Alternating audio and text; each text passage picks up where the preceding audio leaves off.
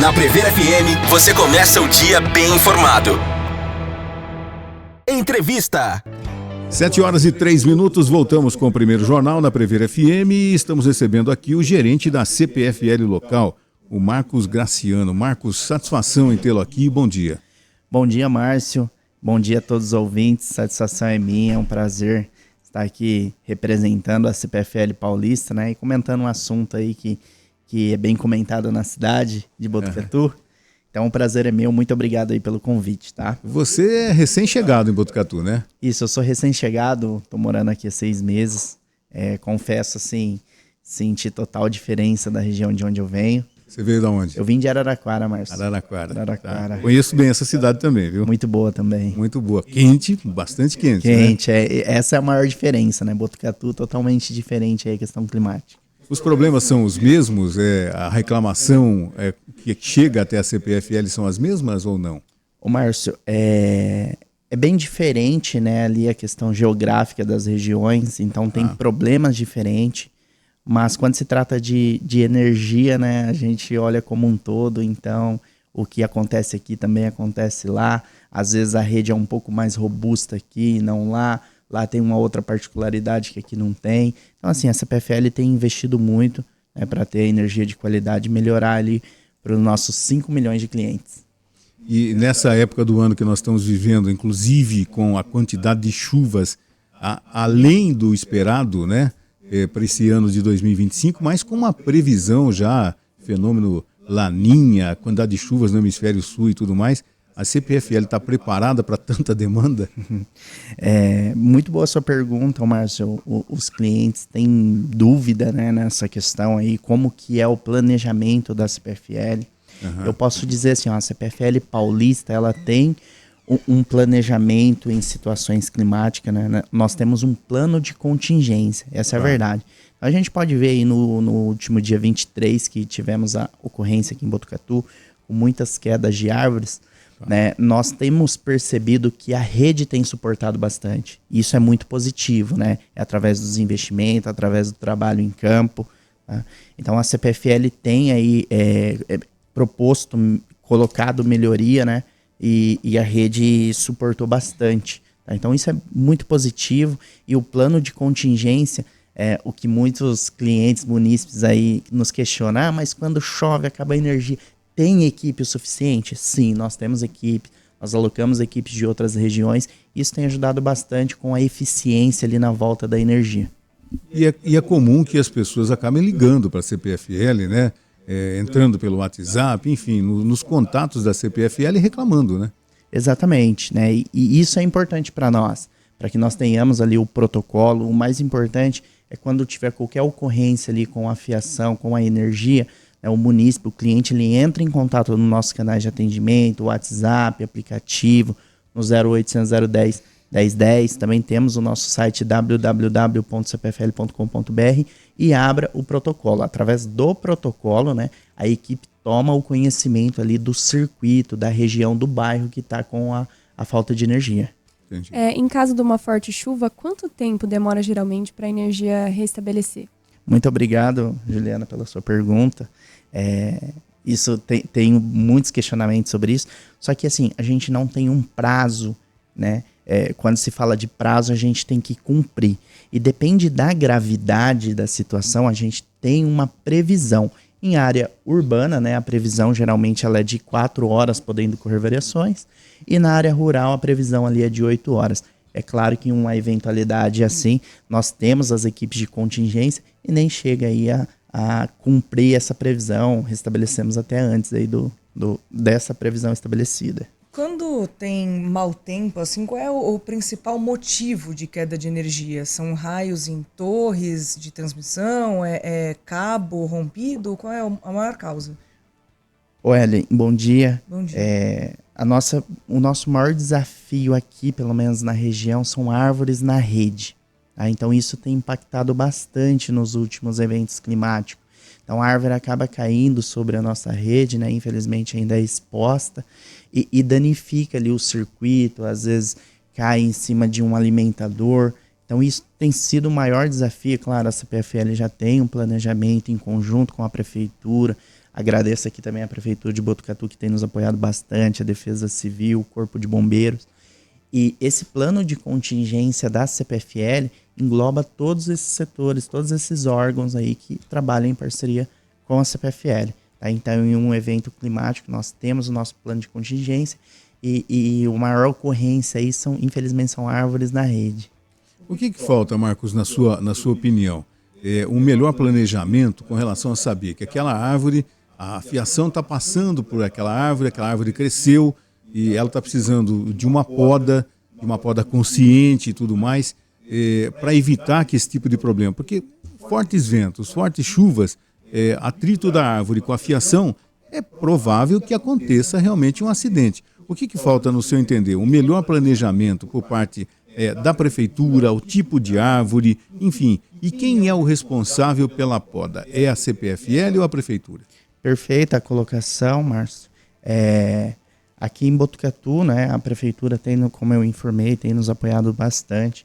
Mas no nosso entendimento, sim, o porte da árvore plantada é inadequado, né? Então, quando a gente olha hoje, há quanto tempo essa árvore está lá, né? Há muitos anos. Então, não dá para julgar, é uma falta de planejamento. Então, lá atrás, né, às vezes o munícipe que plantou a árvore, às vezes a árvore é do município, né?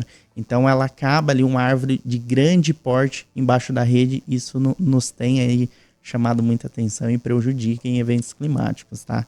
Isso é um dos desafios para nós. E a responsabilidade, uma pergunta muito importante que também muitos munícipes questionam, eu vejo muitos comentários nas redes sociais. Se o munícipe que plantou a árvore, é de responsabilidade dele fazer a poda preventiva, manter longe da rede, né? E quando chega na rede elétrica, a responsabilidade é do município. Então, assim, a CPFL em parceria desliga a rede e faz aquela poda preventiva. A CPFL tem apoiado bastante, a gente também entende ali que a prefeitura não consegue estar em todos os locais, né? Então, quando o munícipe vê a CPFL lá fazendo uma poda, não necessariamente é aquela poda bonitinha, perfeita, é um livramento dos galhos que tocam na rede, tá? Então, assim, ó, se o munícipe tem uma árvore hoje tocando na rede, né, e ele quer fazer a poda do jeito dele, ele pode pedir o desligamento nos nossos canais de atendimento. A CPFL vai lá, desliga a energia, faz a poda. Quando não é do munícipe, não, a responsabilidade é da prefeitura, a prefeitura nos aciona, nós fazemos o desligamento, eles fazem a poda. Em uma eventual falta de energia, a árvore caiu, está lá, está acontecendo, a CPFL vai lá e faz o livramento. Então esse é o nosso conceito, esse é o processo correto a ser feito, né? Então os munícipes aí têm total, os nossos canais de atendimento, pode registrar lá a ocorrência, não sei se é ou se não é, pode entrar em contato com o nosso canal de atendimento que ele vai ter todo o suporte, a orientação necessária. Perfeito. Quando tem queda de energia em muitas regiões da cidade, vocês conseguem saber qual a região que está numa situação de maior emergência para atender? Sim, nós conseguimos identificar.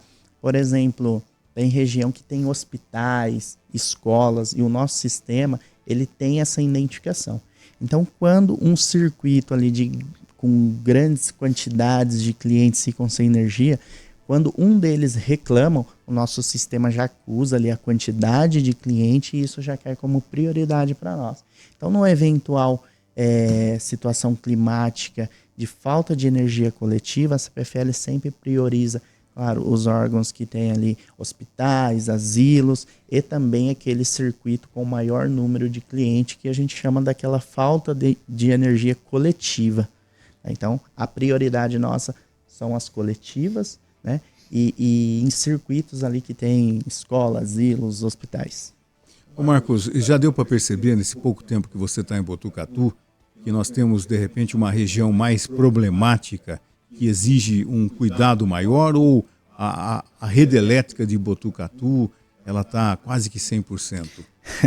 É difícil, né? Tá 100%, a gente sempre tem melhorias, a gente sempre tem muito ainda o que melhorar, mas o que eu posso te falar assim, o nosso DEC e FEC, que são os indicadores de duração e frequência, é o melhor em nível nacional, né? Então, quando a gente fala de CPFL, a gente tem o melhor DEC e FEC.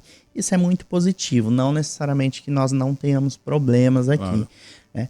Mas aí depende muito de região, às vezes é uma região mais arborizada, que às vezes tem ali, numa forte chuva, acontece mais eventos, né? Tem a região ali que tem a rede mais robusta, a rede nova já, que não tem tantos, né? Então, conhecendo aqui a região, sim, a área rural ela é mais afetada do que a urbana, mas nós tenhamos aí um planejamento estratégico, né? Todo ano a gente traça nosso planejamento, realiza obras, realiza melhoria.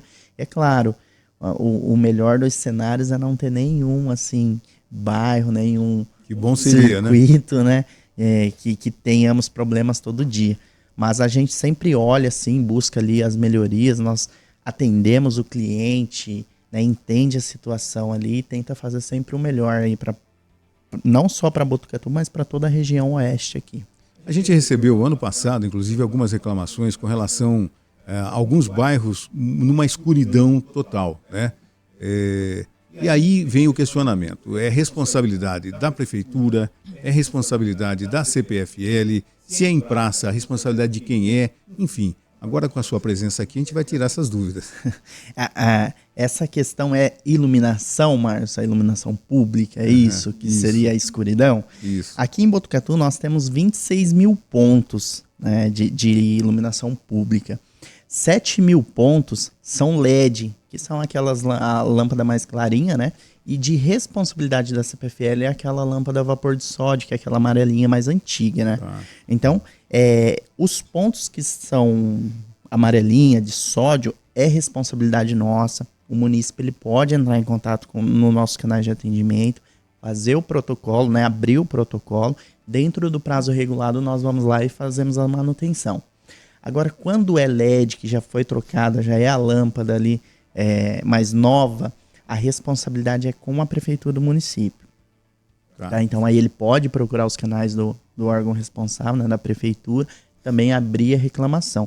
E nós também temos aqui uma conversa interna entre CPFL e município, né? Às vezes chega a demanda lá para nós que é LED, nós fomos lá, vimos, é LED, nós não conseguimos fazer o reparo, porque a gente não é de nossa alçada, mas nós repassamos para a prefeitura. Olha, a prefeitura chegou a reclamação aqui para nós e vice-versa, né? A prefeitura também nos passa ali, tem bastante, nos demandado bastante nessa questão também para a gente fazer reparo. E não dá para deixar num único sistema, LED ou não LED, tudo LED, ou é melhor o LED? Qual que é a explicação? O LED é melhor, até em questão assim, fica mais bonito, né, na cidade, fica bem iluminado, mais claro. Só que a prefeitura está fazendo isso de forma gradativa, né? Então não tem como chegar e implantar 100% LED de um dia para o outro. Então a prefeitura vem nesse trabalho. Eu já ouvi algumas entrevistas também do prefeito atual, Fábio Leite, que ele quer implantar aí 100% no ano de 2025. E também, consequentemente, a prefeitura ela ganha eficiência, economia ali com a troca de LED. É isso que eu ia perguntar. A lâmpada de LED, a gente sabe que em casa elas são as mais econômicas. Isso funciona com a iluminação pública também? Funciona também para a iluminação pública, tá? Então a prefeitura assim, tem muito a ganhar, tanto a prefeitura quanto a CPFL, quanto o munícipe também. Voltando à questão das quedas de energia, existem formas de modernizar a rede para um dia a gente não se preocupar mais com chuvas, ou isso é uma questão do Brasil mesmo? A gente deu tantas notícias de São Paulo, por exemplo, que viveu dias no apagão. Tem como resolver isso? Bom, de fato, isso é até uma pergunta assim, não sei te dizer se um dia nunca teremos eventos, né? Bom seria. Exatamente. Né? Hoje, a nossa rede ela é exposta. Então, infelizmente, pode ser que tenha algum acidente, um abarroamento de poste, né?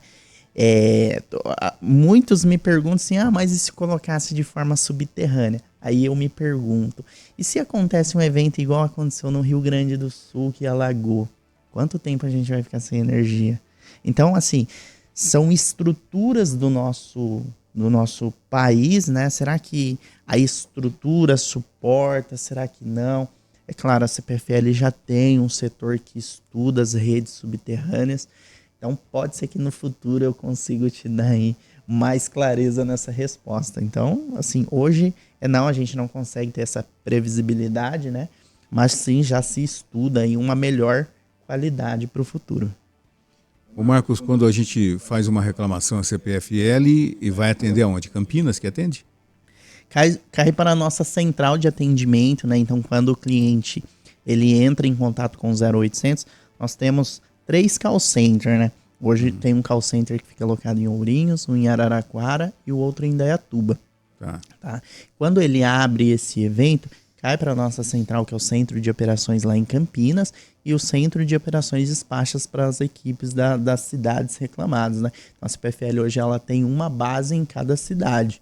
Então, cada cidade ela tem ali a nossa base com equipes, com prontidão para atender o cliente em qualquer situação emergencial. Entrevista. Agora são 7h21, voltamos com o primeiro jornal, hoje conversando com o gerente da CPFL local, Marcos Graciano. Ô Marcos, a gente vê, às vezes, no Rio de Janeiro principalmente, o chamado gato, né? Aquelas ligações clandestinas e tudo mais. Aqui em Botucatu, isso ocorre? Vocês têm reclamação desse tipo? Márcio, infelizmente ocorre nos nossos 234 municípios, né, entre os 5 milhões de clientes que nós temos, isso ocorre bastante. Botucatu, eu posso dizer aí que no ranking aqui da região oeste, é a 3ª cidade aí com maior índice, quase 500 identificações de irregularidades, né? Então tem subido aí no ranking no ano de 2024, nós apuramos. Esse é o número aqui da região. E para o munícipe que está nos ouvindo, né, o recado é denuncie. Né? Então, nós temos os nossos canais de atendimento, ele pode entrar em contato, é totalmente anônimo, né, não é divulgado o telefone, nome nem nada.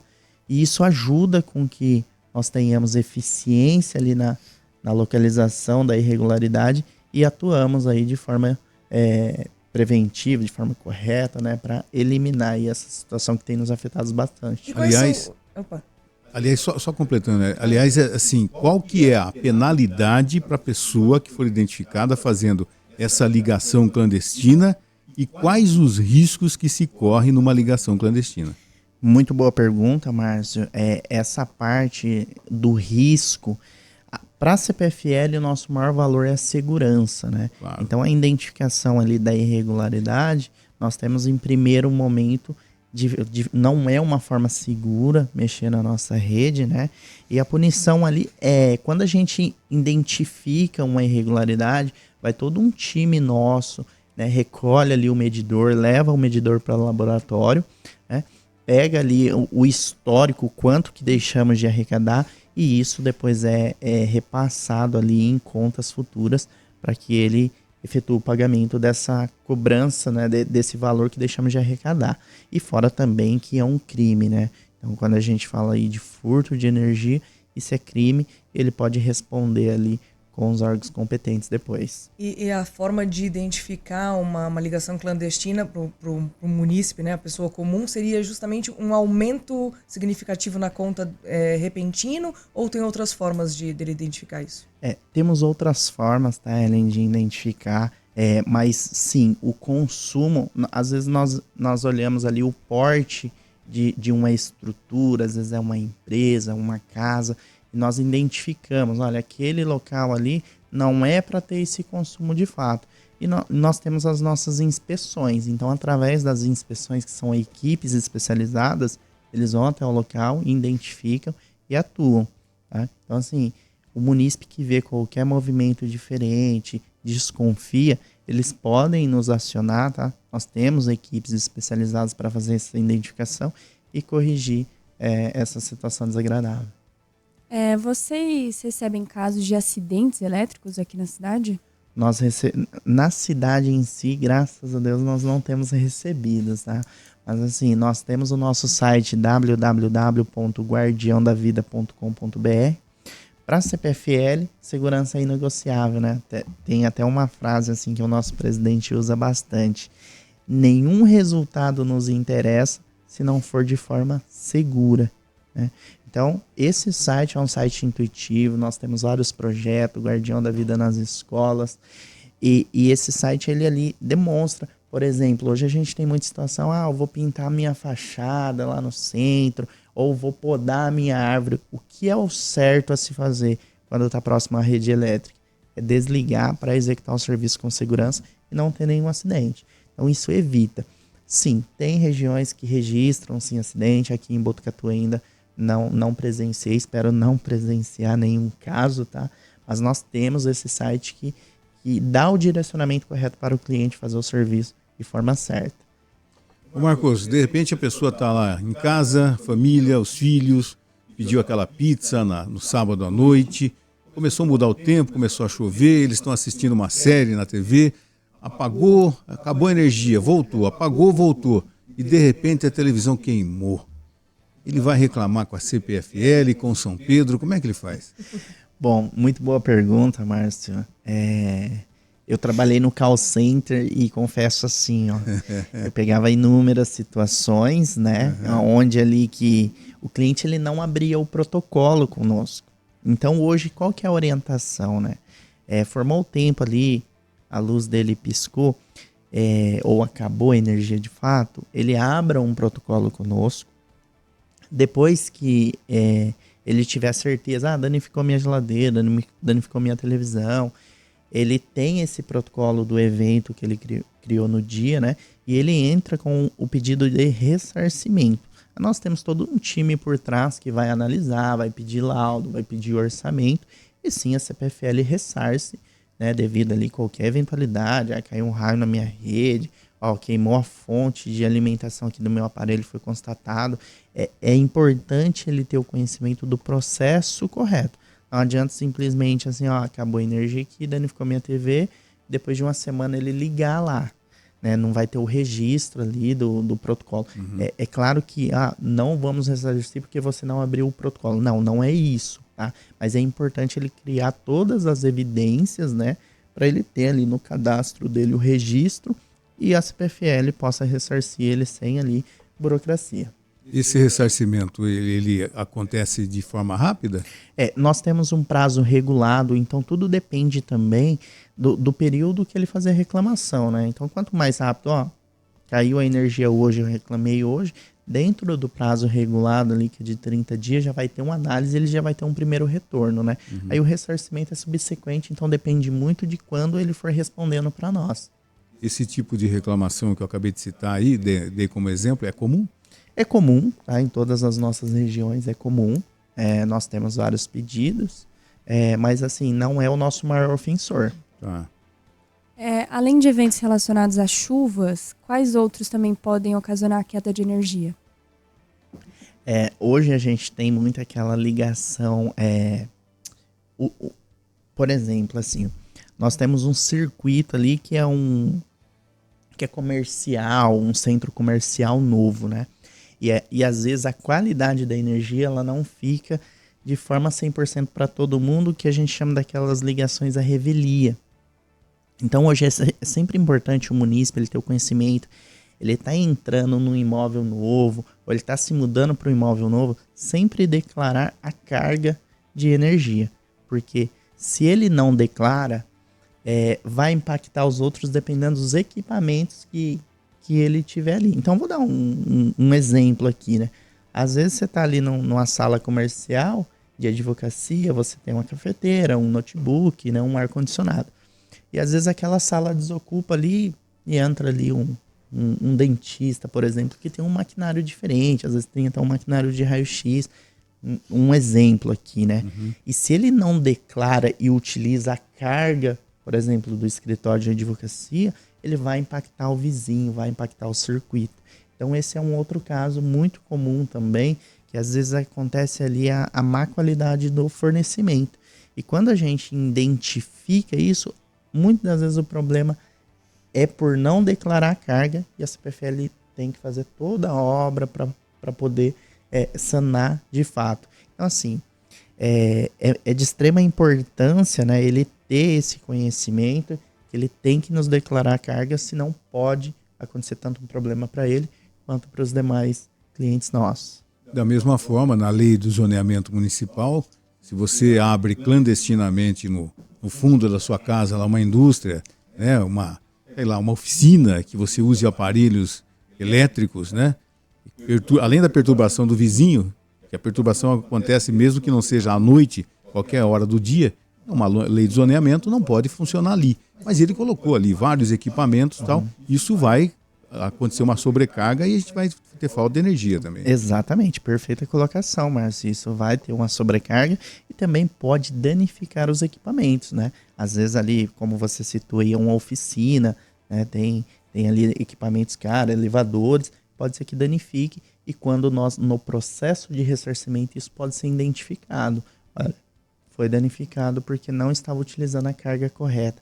Às vezes ele tem uma categoria C3, só que mediante os equipamentos ele precisa de uma C6, né? Um trifásico categoria 6, ele está usando categoria 3. E isso impacta não somente ele, né? Como os demais também do circuito.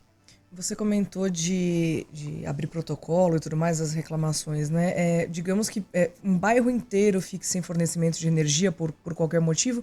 Qual é o ideal para a CPFL? Que todos os imóveis que estão com falta de fornecimento de energia entrem em contato para notificar? Ou vocês conseguem identificar? Basta que alguns notifiquem? Como é que funciona isso? A orientação hoje, né, de forma geral, é que cada cliente abra ali o seu protocolo, até mesmo no eventual ressarcimento futuro, né? Mas um cliente do circuito, ele abrindo a reclamação, né, informando para nós, porque lá no call center, nos canais de atendimento, no call center, a gente sempre questiona, né? Às vezes o cliente sabe ou não. É de forma coletiva, essa energia é de forma coletiva. Então a gente já entende que o circuito todo ali está sem energia. Então aí já cai como prioridade lá para nossas equipes fazerem um atendimento. Marcos, quando que acontece o corte do fornecimento de energia por falta de pagamento? A pessoa tinha que pagar, um exemplo, hoje, nós estamos no dia 6 hoje. Ela tinha que ter pago ontem, dia 5. Ela não pagou. Quanto tempo tem de carência para que ela pague e para que não corra o risco do corte do fornecimento? Ou quantas contas, né? Tem gente que fala, tem que ter 3 contas, tem que ter 2 contas. Perfeita colocação também. Isso de 3 contas é mito, tá? Então assim, o munícipe ali, o cliente, ele tendo uma conta, né? A conta está vencendo hoje, 6/2, na próxima conta dele já vai o aviso com a data limite. Então, na tarde... Limite para corte ou para pagamento? Para pagamento, tá? Pagamento. A partir dessa data ele começa a correr risco de corte. Então, o nosso sistema ele atua de forma automática. Então, a conta venceu hoje, a CPFL sempre tem que enviar uma notificação para ele, um aviso. E o mais importante, esse aviso ele vai na conta subsequente. Então, se ele tem um hábito ali da conta digital, a conta dele por e-mail, abra a conta, certifique-se que está tudo ok. Né?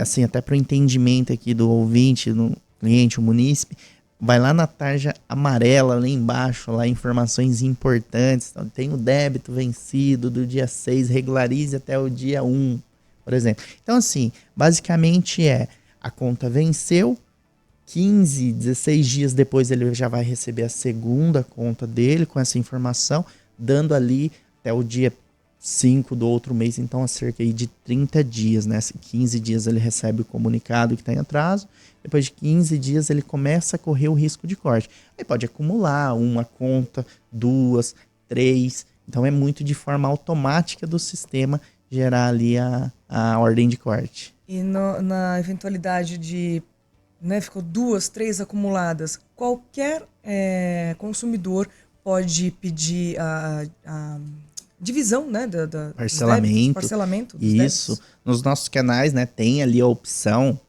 o aplicativo tem até opções melhores do que ele lá presencialmente no nosso posto de atendimento, né? Então ali ele está com 3 contas vencidas e ele não tem parcelamento, né? Nós temos a disponibilidade de parcelar ali para ele no cartão, parcelar na conta, em boleto à parte. Então ele pode procurar os nossos canais de atendimento. Nós vamos dar total suporte e atenção para o cliente. Marcos, e aquelas pessoas que querem ter o seu próprio sistema de geração elétrica solar? Como que elas fazem? Como vai ficar a compensação aí da energia? Bom, é uma ótima pergunta, né? Às vezes o cliente fala, não, a CPFL tem que saber aí quanto que eu vou ter, quanto que vai, né, me gerar ali de energia que eu vou injetar lá, de compensar. Então isso, o cliente hoje ele tem que procurar uma empresa especialista, né, ali em geração solar, instalação de placas e montar um projeto mediante ao consumo dele. Então há pouco tempo a ANEEL, ela lançou ali a inversão de fluxo, tá? Então, hoje, o que nós vamos analisar antes de ligar esse cliente da placa solar? Se o consumo dele está apto, né? E não vai interferir nos outros clientes do circuito. Então, assim, a gente não vai liberar igual anteriormente, mediante a resolução da ANEEL. Às vezes ele colocava lá uma placa e mandava para 3, 4 casas que ele tem ali no mesmo CPF dele. Hoje não. Hoje, com essa nova resolução, né, e deixando bem claro, assim, não foi a CPFL que criou isso, foi o nosso órgão fiscalizador. Nós, e também mediante ao projeto, é claro, ele tem que fazer o projeto, nós vamos analisar e, olha, tem disponível a quantidade X, aí ele tem que ver junto ali ao profissional dele se compensa ou não. Marcos, como tudo na vida, a evolução acontece e nos aparelhos eletroeletrônicos também. De repente uma pessoa tem uma geladeira de 1950 na casa, né? Tem uma televisão a válvula, enfim, tem aqueles aparelhos que estão precisando realmente de uma reciclagem urgente. O que é que mais gasta energia numa casa? É o bendito do chuveiro? É a geladeira antiga? É a televisão? O que mais consome energia, Marcos? Ô, Márcio, eu acho que essa é uma dúvida até minha, às vezes eu me pergunto. É né? milenária essa Está na hora de eu trocar essa geladeira. Exatamente. Assim, o chuveiro, ele é um grande ofensor, né? Então, principalmente ali no inverno, você quer tomar um banho quente, um pouquinho mais demorado, então isso é um ofensor. O secador é um ofensor. Air fryer também é um ofensor que consome muito. É claro, hoje a gente tem que utilizar ali a energia com consciência, né? Então, tem cliente, por exemplo, que eu já atendi, que ele vai lá, ele anota, hoje eu consumi 50 kW. Ele vai lá no medidor, olha e fica anotando. E ele identifica ali quais os equipamentos que ele usou que, olha, consumiu bastante, né? E sim, a geladeira também. Inclusive, nós até orientamos assim, um teste bem simples, prático ali para os munícipes, né?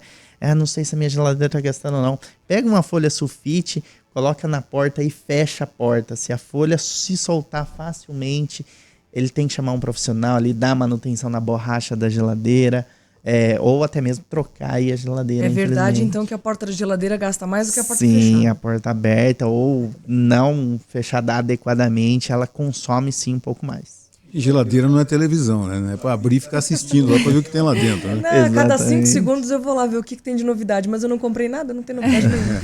Marcos, em relação às mudanças de bandeira de energia, como funciona? As bandeiras dependem muito da situação climática. Então, provavelmente, aí para mês de março, nós vamos ter a bandeira verde, né? Então, chove bastante, as nossas usinas enchem e, consequentemente, ali a gente tem, né, um porte maior de água para ajudar na geração de energia. Então, assim, um período seco, infelizmente, a gente precisa das termoelétricas, que não é gerado ali, tem um custo adicional e a gente é repassado, né, aos nossos clientes através das bandeiras, que foi uma criação aí da ANEEL. Então é sempre importante ele visualizar na conta dele qual a bandeira que é amarela, vermelha, verde, né? A verde é que não teve custo para a gente gerar, a amarela já é um sinal de alerta, teve um custo, mas não é igual à vermelha, que às vezes a gente tem um maior custo ali e hoje é repassado aos consumidores. Os grandes centros, né, o questionamento, principalmente na capital paulista, das ligações subterrâneas, né? É bastante questionado isso. Nós tivemos o ano passado, em virtude de muito tempo sem energia elétrica, através da prestadora lá na capital paulista, e aí se falou que é uma situação que encarece por demais. Aí tem a outra questão, que no caso de uma enchente, como nós tivemos no Rio Grande do Sul, se nós temos toda a linha subterrânea, será que ela vai resistir? Será que o encapamento do cabo para evitar que a água, enfim, uma série de fatores. Você acha que um dia a gente vai ter as ligações subterrâneas para a gente não culpar a nossa bendita, a nossa fantástica árvore, que é fundamental para a nossa vida, inclusive, e que ela leva a culpa de tudo. Caiu a árvore, mas ela caiu por quê? porque onde ela foi plantada não deveria ser plantada, o tipo de árvore, ela está isolada no meio daquele concreto, ela não pode, a raiz não pode ter uma melhor estrutura, enfim. Você acha que um dia o futuro da energia elétrica nas grandes cidades, a princípio, vai ser subterrânea? Sim, né? Muito excelente pergunta, Márcio. Nós ainda não sei qual que é o planejamento do país, do estado, né? Mas para que tenhamos uma eficiência, uma qualidade, isso tem que ser muito bem planejado, né? E às vezes a gente se pergunta, se fosse ligação subterrânea, quanto tempo ficaríamos sem energia lá no Rio Grande do Sul? Se sim, quanto tempo? Então, são questões que têm que ser estudadas, são questões que tem que ver ali a questão do planejamento. Olha, que tem o suporte, né, para ter essa estrutura. Então, assim, creio eu que no futuro, né, também torço aí para que seja tudo subterrâneo, para que chova à vontade, né?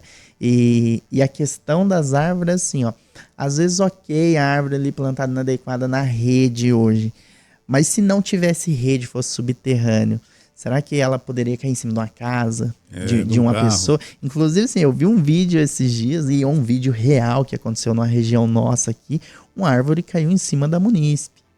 Então, são coisas inacreditáveis. Então, assim, no futuro, creio eu que pode, sim, não ser 100%, mas ter vários ali circuitos subterrâneos, suportar perfeitamente. Só que é só acontecendo para a gente identificar se realmente vai faltar energia, se não, o tempo de restabelecimento.